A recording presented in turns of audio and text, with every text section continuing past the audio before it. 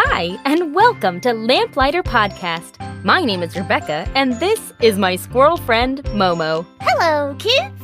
We have an exciting story for you today. In each of our stories, we are going to learn about one virtue. A virtue is anything that is good and right and true. Virtues are like little lights that shine bright and beautiful in a story. Can I tell them about letters from Momo? Go ahead. I want to send you a real letter in the mail once a month.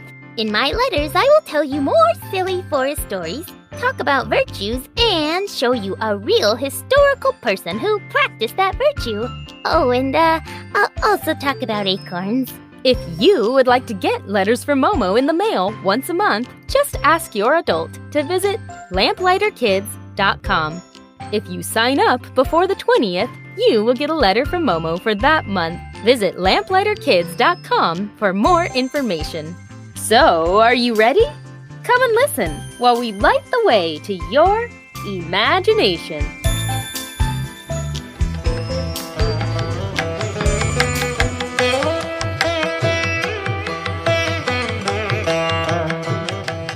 Hi, Momo. How are you doing today? I'm doing super-duper great! I think I know why you're doing so great. Our book is finally finished! Momo and I have been working very hard to make a special children's book just for you. We can't wait to share it with you. The book is called Jerome's Journey, a story about the virtue of patience. Some of you may recognize it because Rebecca told the story a while ago here on Lamplighter. And do you want to tell them about your part in the book, Momo? Well, if you guys have ever wondered how I became a talking squirrel and how I met Rebecca, you don't need to wonder any longer. I share the story in this book. Also, I thought it would be fun to show you a map of my house in the book, too. I can't wait for you guys to see my place and where I store all my acorns.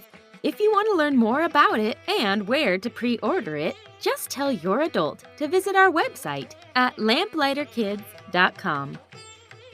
Okay, I think me and all our listeners have had to wait a long time for part 2 of Arjun and Dipti's adventure. Do you think we can maybe start the story now? Of course, Momo. Thank you, and thank you to all my listeners for being patient, waiting for the last part of our episode. So, without further ado, let's find out what happens to Arjun and Dipti.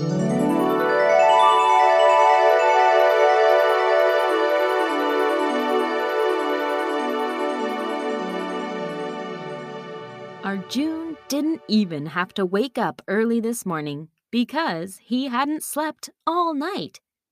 This was the day they were going to try and escape the garden to rescue Dipti. He and Dipti's family had been planning this day for almost a week now, and it had finally arrived.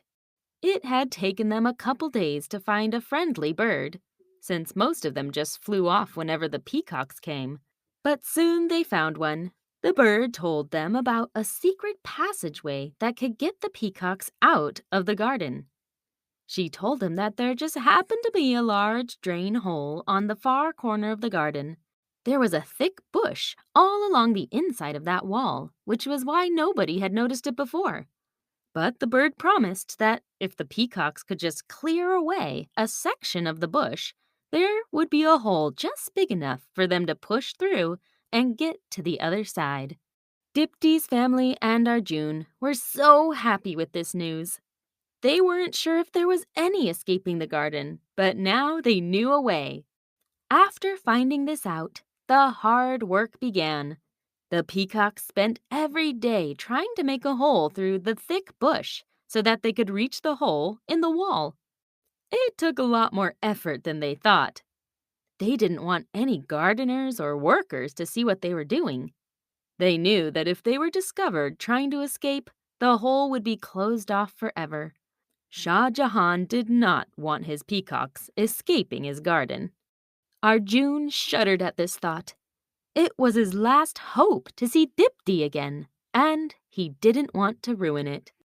Finally, after a few days, they had done it. They had broken away the last thick strands of bush and stared through an open hole in the wall. It was small, but they could still fit. "We did it!" Dipti's brother, Kiran, breathed heavily as they all stared at the hole, shaking off dirt and small sticks from their feathers. "Well, what are we waiting for? Let's go rescue my sister." Arjun felt like running through that hole right then and there, but the older and wiser peacocks knew better. They pointed out that the sun had just set and the night would be settling down soon. There were stories of tigers and poachers and all sorts of things that they didn't want to run into out there in the dark. Arjun and Kiran both felt disappointed. They wanted to get going right away, but they saw the wisdom in the elderly peacock's advice. So they all covered up the hole with loose sticks and went on their separate ways to sleep for the night. They needed all the energy they could get before they started their journey early in the morning. "You ready, Arjun?" Kiran, Dipti's brother, strolled up under Arjun's tree as the first beams of sunlight began to hit the top of the wall. "You're awake too, I see," Arjun said. "I'm assuming you couldn't sleep either." "I'm so ready to get out there." Kiran smiled. "You and me alike. It can't be too long now. I bet my parents and the others will be awake soon. Once they're awake, we can go." Arjun looked around at the peaceful garden. He had never, in his life, wanted to leave this place. It was his home, and he loved it. He looked over at the big pieces of carved white stones and wondered if he'd ever be able to watch the workers build the Taj Mahal again. But when he thought about Dipti and all the fun they had together and how much they loved each other, he knew it was worth it to leave. Being with her and making sure she was okay was way more important to him than staying in the comforts of this garden. Plus, if everything went well, they would be back here anyways. If everything went well. He looked down at Kitten, who was silently gazing at the wall in the distance. They would find out soon enough what lay beyond those walls.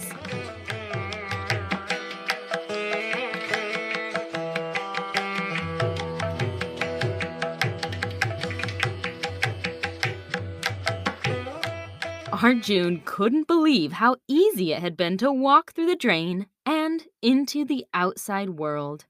Now the small flock of peacocks found themselves wandering along the dusty back streets of the village, marveling at the difference of this outside world.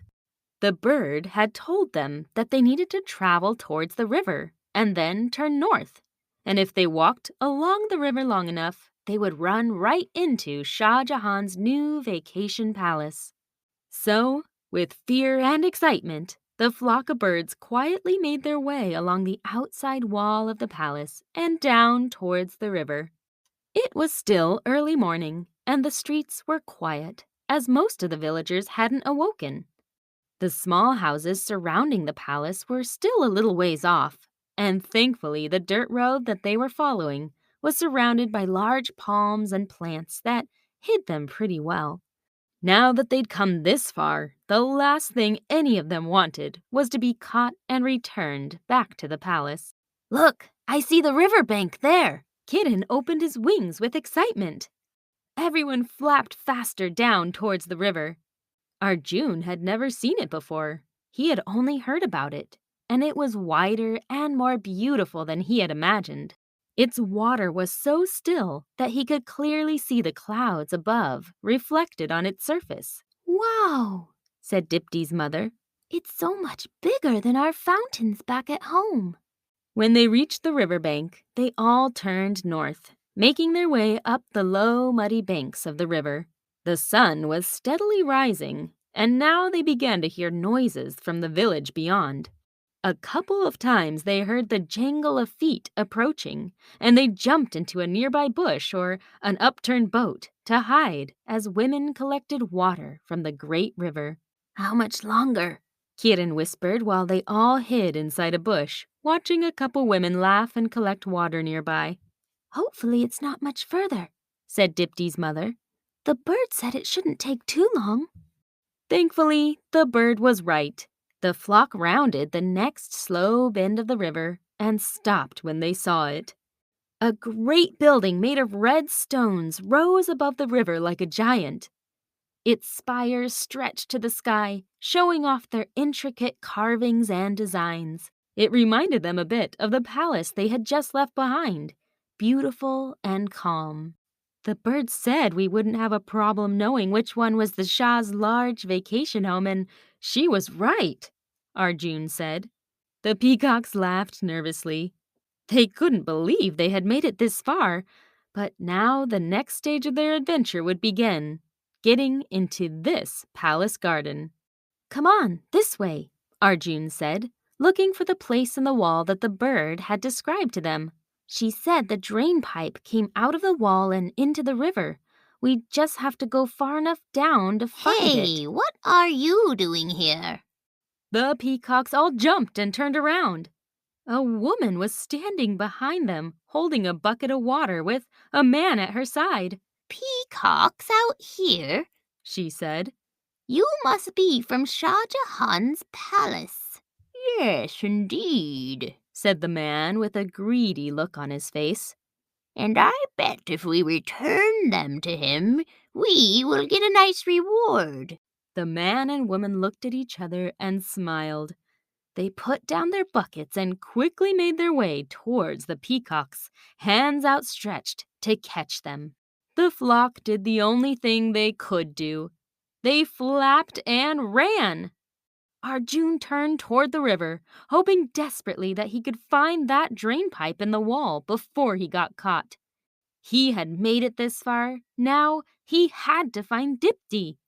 There was a lot of squawking and honking coming from behind him, but he didn't turn around to look. He just kept running. Then, there it was! He couldn't believe his eyes. Just like the bird had said, there was a large drain pipe just above the river's edge. He sped up.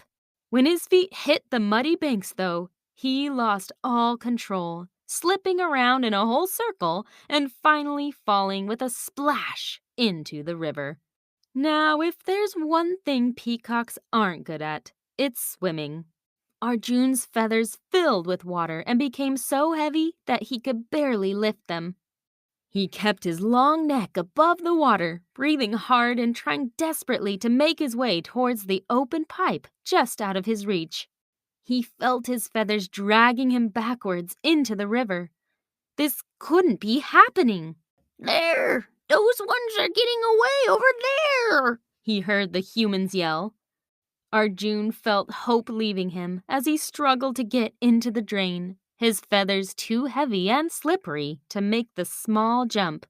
He was this close, but now he would never see Dipti again. He closed his eyes, knowing that any second now he would be caught. Arjun, hold on to this!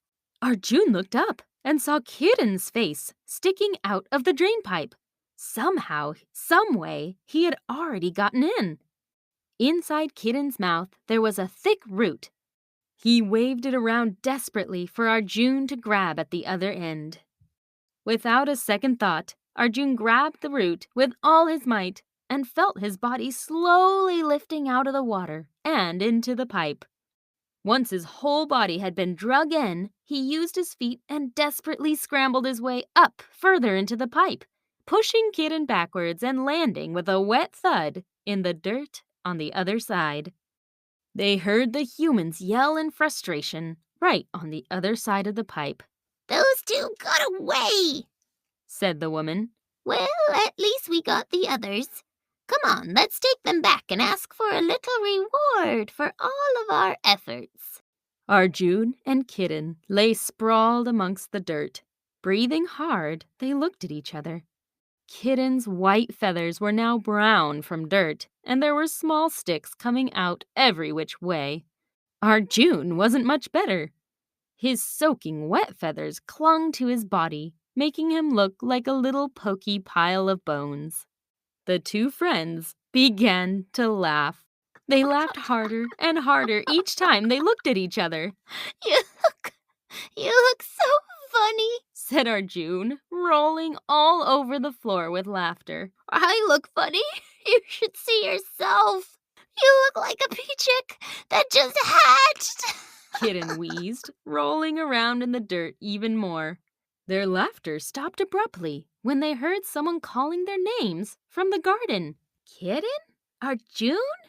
The familiar voice made them both jump to their feet, looking all around. Then Arjun saw her. Dipti was standing a few feet away in complete disbelief at what she was seeing. But how did you two get in here, and why in the world do you look like that? Arjun felt he could fly. He was so happy to see her. He quickly ran over to give her a large, dirty, wet hug. Dipti was so happy to see him, she didn't even mind, and hugged him back, jumping and laughing with amazement at the sight. Arjun, it's so good to see you, and Kitten! She let go of Arjun and ran over to her brother, hugging him as well, adding more dirt to her white feathers. I don't understand how you guys are here in my garden, but this is so wonderful. Come over here and tell me everything. The three of them found a shady place to sit and told Dipti their story. I sure hope Mother and everyone else are okay, Dipti said with worry in her voice. Oh, they'll be fine, said Kiran. The humans kept saying they just wanted to take them back to the palace for their reward. I'm sure they're there now wondering what happened to us. But what about you, Dipti? Tell us your story. They listened with interest as Dipti told them about how frightened she had been when she was first caught and how much she had missed everyone. She told them about how amazing this garden was and how she had grown to love it the last few days, but, of course, she hadn't planned on staying. She had actually been trying to plan her own escape, but now she saw that she wouldn't need to. Oh, and how could I have forgotten? I have something amazing I want you guys to see. Dipti jumped up, grinning widely. Arjun, you especially are going to love this. Confused, Arjun followed Dipti, with Kiran close behind. As they walked through the garden, Arjun found himself amazed at the beautiful plants and trees here. It was very different from his own beloved garden, but the difference only made it more stunning. He wanted to take his time and look at the new fruits and colorful fountains, but Dipti was walking fast, making her way to the other end with much excitement. Where are you taking us? Arjun said. To see something amazing. Here, come up into this tree with me. She opened her graceful white wings and flapped up into a tall tree. Arjun and Kiran looked at each other and then, one by one, followed. Up the tree they went, branch by branch, until they could see just above the garden walls. Arjun wanted to ask Dipti why she had brought them all the way up here when a bright light caught his eye. He looked over the wall to see where it was coming from, and then he saw it. There, just beyond the wall, stood something he thought he would never see. The great Taj Mahal. It was incomplete, of course, still under construction, but it was unmistakable nonetheless. The white stones that he knew so well were piled together in a breathtaking display of beauty. Arjun was speechless. This is it, Arjun. This is what all those workers have been working on for years. When I first arrived at this garden, I was so sad. I missed you so much and all my family, but the minute I found this tree and saw over the wall to the great Taj Mahal, I knew that it would be okay. I knew that I'd find you again one day and show you this. Little did I know that you'd end up finding me first. Isn't it magnificent? For a moment, the three peacocks stared in wonder at the sight. Somewhere in the distant village, a song began to play, filling the air with music. Dipti began to hum along and then added her own song to the air. Just like the walls of the great Taj Mahal, our love is built for each other. Loving is learning to do what is best for each other's happiness.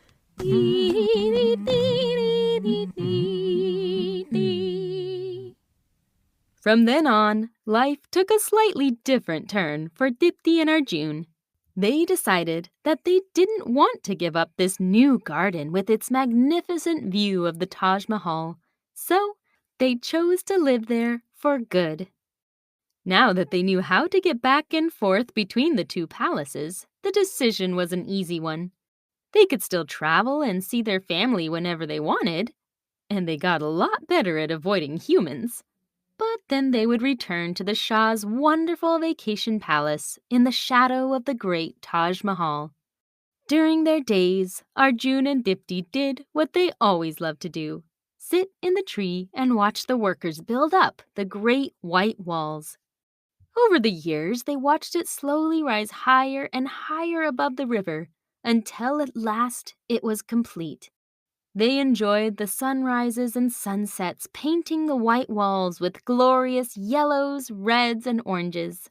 This great monument, built in the name of a deep love, was also what had made their love for each other begin all those years ago, and it was something they never wanted to forget. Of course, they also shared this same love with all their Peacocks that came along over the years. Their little Peacocks filled the garden with many squeaks, clucks, and a lot of energy. But when they got tired, they often joined their parents up in the favorite tree. They were always asking to hear their stories about love and the other garden where they came from and the adventure that had brought them together. They learned that love isn't always easy. Often it can lead to pathways that require great bravery and strength. But in the end, it is always worth the adventure.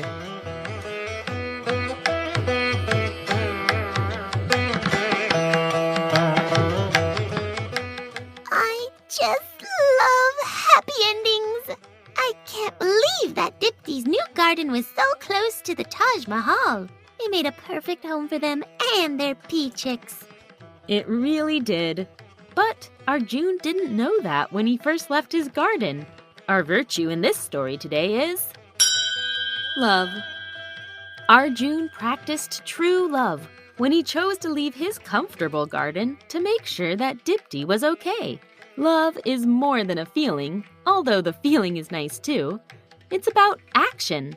When you truly love someone, you will do things to show them that love. Kinda like how I gave my love notes to all my friends and acorns last time. That's right, although I'm not sure the acorns really felt loved by that, but that's the right concept. Giving someone a nice note, helping them around the house or in the classroom, giving gifts, sharing a hug, or spending time with them are just some ways you can show someone you love them. And they can show you that they love you too. All right, it's question time. Question 1. What are some of your favorite ways to show someone you love them? Question 2. What are some of your favorite ways for someone to show you that they love you? I have a question too. Oh, really, Momo? What is it? Can you read me our book again? I know we already read Jerome's journey earlier today, and the day before that, and the day before that, and the day before that, but I kind of want to read it again. I love the pictures. Of course, Momo. That sounds great to me. And just a reminder, if you want to read our book too, just ask your adult to go to our website, lamplighterkids.com, to see how to pre-order it. I look forward to sharing another story with you very soon. Come on, Momo. Let's go!